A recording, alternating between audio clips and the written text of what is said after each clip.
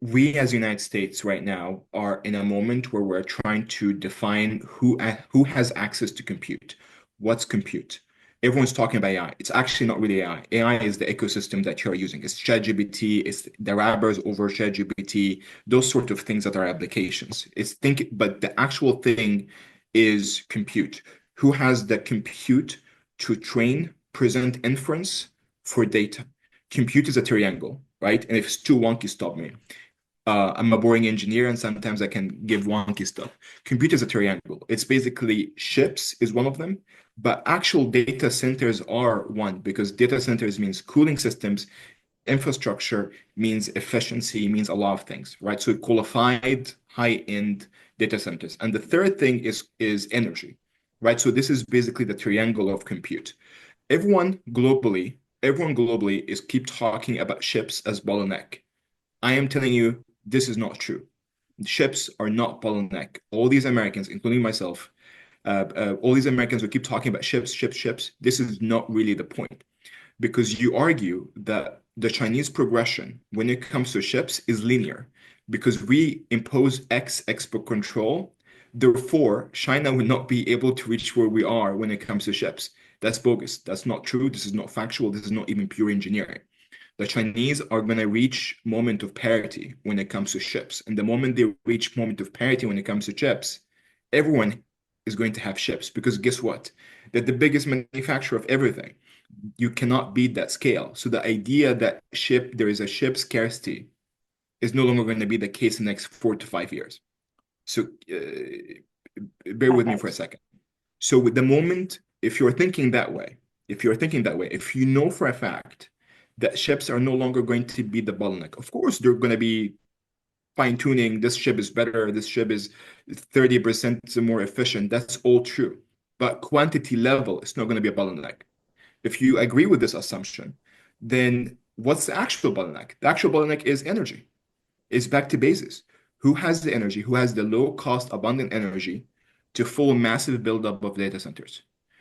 One search on ChatGPT is 10 times the search required for sorry, one on ChatGPT equals 10 on Google. That's a massive difference, right? We're speaking about megawatts, gigawatts of energy. We as United States, 3% of our energy goes to data center. For us to keep with the same track, we need by 2030 to dedicate 7 to 8% of our own electricity grid towards data centers. Do you think we have that capacity? We don't have that capacity. This is why all these tech companies are going to be de facto nuclear companies acquiring SMRs and nuclear reactors to follow this massive buildup in the United States. I know it's a long story. So where is what is the region between the United States and China? Because those are the two leaders in AI. There's no question about that. United States and China, those are the two leaders. Even Europe is not even close. Maybe UK is there. There's going to be the Gulf for the triangle of compute. Massive capital investment in data center buildup, access to ship through a partnership with the United States, and low abundant energy. Voila, that's it. Why we want to work with them? Very simple. We are in a moment where you're going to have two global stacks of AI. Think about as a reverse, like a Cold War mentality when it comes to AI stack. When I say AI stack, means AI infrastructure. And we're trying to pick and choose which regions that are going to align with us. The Gulf countries, everyone's talking about, we are giving them ships. Yeah, okay, so we're not going to give the Gulf countries ships. And then what? You assume that the Gulf countries cannot really access any sort of ships. You basically assume that with this level of capital and billions, trillions of dollars, they are not able to build fabs inside the Gulf. I mean, so, and of course, I'm trying to be that guy in the room in DC and say, you guys are thinking as if it's Cold War and the rest of the world are a bunch of like ruins Yeah. post Second World War and no one has access to anything. Yeah. So this is where we are. We are trying to bring them to our AI ecosystem. We're trying to integrate the full stack. We're making sure that their abundance of energy is also geared towards American-centric, American-driven, American-led, whatever we're going to call that, AI ecosystem. And for them, it makes them the back end for compute for the rest of the world outside of the United States and China. That's basically where we are talking about. Okay. Thank you. I made notes and I've written more questions. So thank you so much. That's perfect. So what we can do now is start the interview. It's pre-recorded, so if you want to start any sentences again, please do. The most important thing is the audio because we're a radio station. However, I will potentially use a clip for Instagram, or we could stick it on LinkedIn or YouTube or something like that as well. So I'll just check there isn't any animals or children behind me. I'll mute myself in case someone comes in, which they probably will. And I'll try and keep my attention in the right place, where my children cause chaos. Occasionally you'll see we'll move things because I've written questions on this page. Let's see if I can make both pages work at the same time. Let's see. Here we go. Okay, so first question is, oh, it's just closed on me. This is really annoying. Sorry, excuse me. Take your time. Thank you. I don't know why it's just closed on me. Very irritating. No, let's make it open again. That's the one. Here we go. Okay, so in principle, we know what the UAE wants from the United States, or at least there's been lots of conversations about it, and it's semiconductor chips. But what is it that the US wants from the UAE? Excellent question. We are in great power competition when it comes to AI globally between the United States and China. And here in Washington, we have been trying to figure out a way to build an American-led AI ecosystem and bring to this ecosystem regions and countries that the United States believe that have the capacity to be AI power. And clearly this criteria matches the UAE and I would say the rest of the Gulf for simple reasons. One, those Gulf countries, broadly speaking, as a region, have that what I call the triangle of compute. Compute power is what's going to be fueling AI ecosystem. And this compute triangle means three things. Means a massive data center buildup, two, access to low-cost, abundant energy, and three is access to chips. And in the case of the Gulf, they have access to chips through partnership with the United States. Clearly, they are energy-rich region. And three, they have the massive capital investment to invest on a massive AI infrastructure buildup, aka data centers. So it makes the Gulf a region of interest. It makes the Gulf the region that will emerge between the United States and China as an AI powerhouse.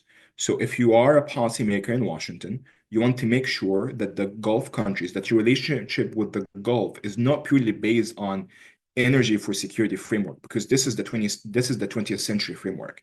For the 21st century framework, we want compute to be the basis of the new US Gulf relations. Why do we need, or why do the Americans need so much energy and so many data centers? Why can't they just build them themselves and use their own energy? Because at the end of the day, you're going to arrive at a moment where there is so much demand and little supply, right? Right now, 3% of the American electricity grids goes towards data centers. For us just to keep our energy grid updated to our needs, we still need to have massive investment in electricity/energy infrastructure, and that takes time, takes capital, and takes even trying to streamline all this bureaucratic process within the US government. So we're not even sure that with this level of dedication, we're able to reach that moment where we can say we are no longer energy restricted when it comes to data centers and AI infrastructure buildup.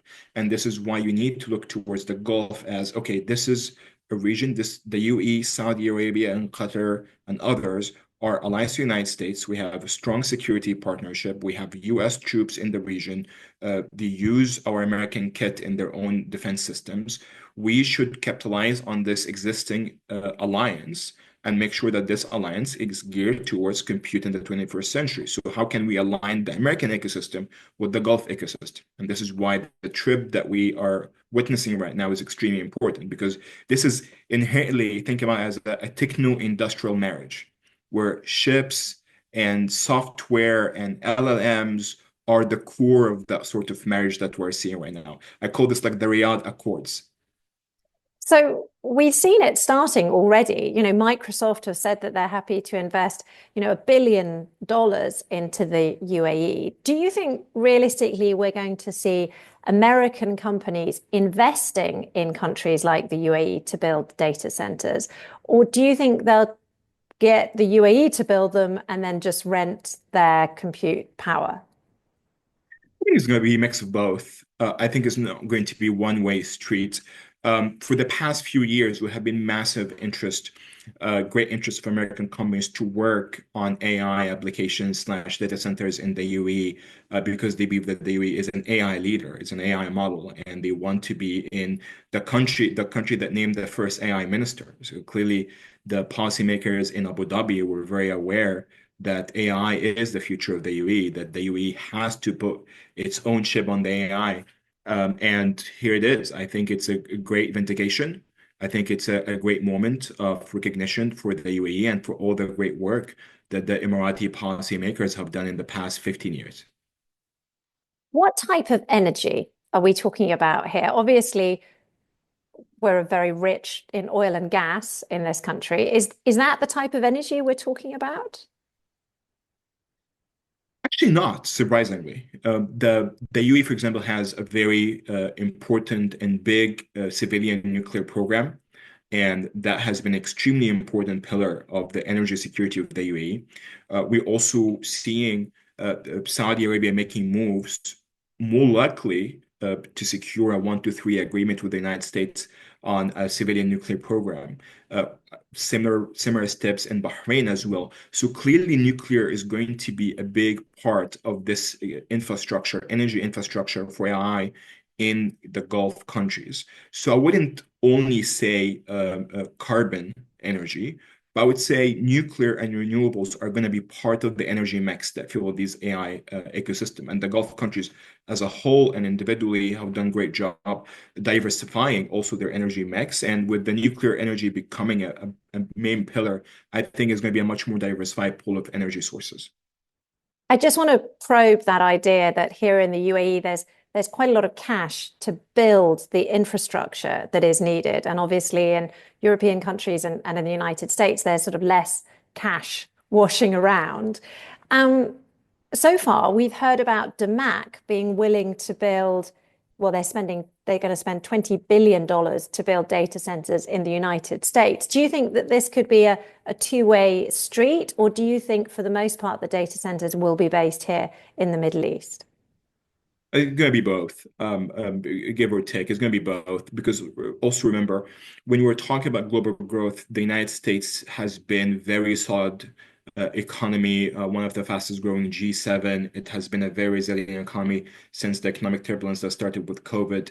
So if you are a Gulf sovereign wealth fund, and of course you're looking for diversification of your portfolio, you're still gonna put a huge part of your portfolio inside the United States because it's safe, secure, maybe not the highest returns on your investment, but clearly it's a very safe, secure way to put your investment. And at the same time, it's a huge market, 350 million Americans with a massive level of GDP per capita, around the 70K a year. So clearly, this is a very important market, and you're going to see a lot of Gulf investments. And this is the core of President Trump's agenda on this trip, securing Gulf investments in trillions of dollars. We're speaking about almost $2 trillion in collective commitments from the three countries, Saudi Arabia, UAE, and Qatar.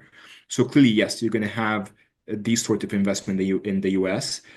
And I would say the type of investments, though, are going to be very AI heavy. So you're going to not see the traditional investments only in energy. You're going to see a lot of AI-centered investments. So a lot of data center announcements, you're going to see companies that are working on AI inference, AI chips. We have seen a lot of announcements around the UAE investing in ship manufacturing. The same thing applies to Saudi Arabia. So this is the new normal for the relationship. Now, if the US is going to trust the UAE with its AI abilities, its AI strengths, it's going to run its AI through data centers potentially based in the UAE and the wider Middle East, there's going to have to be a lot of trust there, isn't there? I wonder whether there's an issue of sovereignty here. Wouldn't the US prefer to keep its sort of data processing onshore rather than offshore? This is an excellent question. Let me say that we are in a moment where there's so much demand for AI that I don't believe we have enough compute. And because of that, in the United States, we're looking for allies and partners to be part of this American aligned AI stack globally. And this is where the Gulf is playing an extremely important role because they will be able to become the back end for AI systems in the global south. Think about Africa, South Asia, even Southeast Asia. And this is extremely important for us because we would rather having the Gulf countries who are trusted allies and partners. We have a security relationship and partnership for so many years, and they're using American kit in the defense platforms. So what else you want when it comes to trust? I think the trust is there. And I think the leadership to leadership relationship has been extremely important in under the current leadership in the United States, even the previous administration as well. They're looking to the UAE as a partner, as an extremely important capital when it comes to the region and thinking about the future of technologies. And I'll also say that given my understanding of the way President Trump operates, he is someone that prefers bilateral agreements. I will not be surprised if we have a government-to-government AI agreement that basically put a framework around this sort of AI partnership during the president's trip to Abu Dhabi tomorrow. Are there other countries who might also look to the UAE as a potential destination for data centers? Is it just the Americans, or do you think other countries might be looking in the same direction? I think I would look east. I think India might be very interesting partner for the UAE when it comes to AI. India is a huge market, 1.5 billion people, one of the fastest growing economies with Saudi Arabia and the G20 grouping. I think India will be another partner for the UAE on AI. I would also look for a Gulf countries cooperation in AI. And I think I would not also be surprised if the Gulf is acting as an AI region, as an AI cluster, especially if we have electricity grid integration. That makes AI integration even way easier, given also the geographical proximity. And I wouldn't dismiss Europe. I know that there's a lot of skepticism about our friends in Europe for so many reasons, but I would say that you have also great stories coming out of Europe, France. Clearly, UK is the country that comes third right after the United States and China when it comes to AI. So I wouldn't really dismiss London and Paris in this sort of new AI partnership.